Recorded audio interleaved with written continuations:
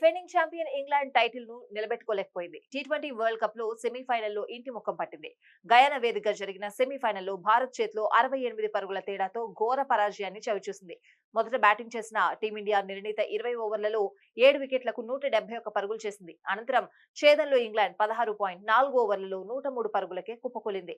అయితే ఈ పరాజయంతో కృంగిపోయిన England captain Jos Buttler సంచలన నిర్ణయం తీసుకున్నాడు. ఓటమి అనంతరం తీవ్ర భావోద్వేగానికి గురయ్యానని మీడియా సమావేశంలో కీలక వ్యాఖ్యలు చేశాడు. ఓటమి ఎంతో నిరుత్సాహపరిచింది. భారత్ చేతిలో దారుణంగా చిత్తయ్యాం. విజయానికి టీమిండియా పూర్తి అర్హులు. ఈ పిచ్ పై 140, 150 పరుగులకు కట్టడి చేయాలనుకున్నాం. కానీ వాళ్ళు ఎక్కువ స్కోర్ సాధించారు. ఇక్కడ ఛేదన చేయడం అంత సులువు కాదు. నిజాయితీగా చెప్పాలంటే కొన్ని రోజులు ఆటకు దూరం అవ్వాలనుకుంటున్నారు. ఓటమి అనంతరం ఎంతో భావోద్వేగానికి గురవుతున్నారు. ప్రస్తుతం దాని గురించి లోతుగా వెళ్లాలనుకోవట్లేదు.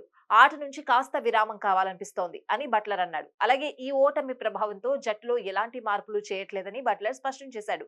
తమ జట్టులో ప్రతిభావంతులు ఉన్నారని, కానీ అత్యుత్తమ ప్రదర్శన చేయలేకపోవడంతో పరాజయాన్ని చవిచూశామని తెలిపాడు. బలమైన జట్టైన భారత్ ముందు తలవంచాల్సి వచ్చిందని పేర్కొన్నాడు.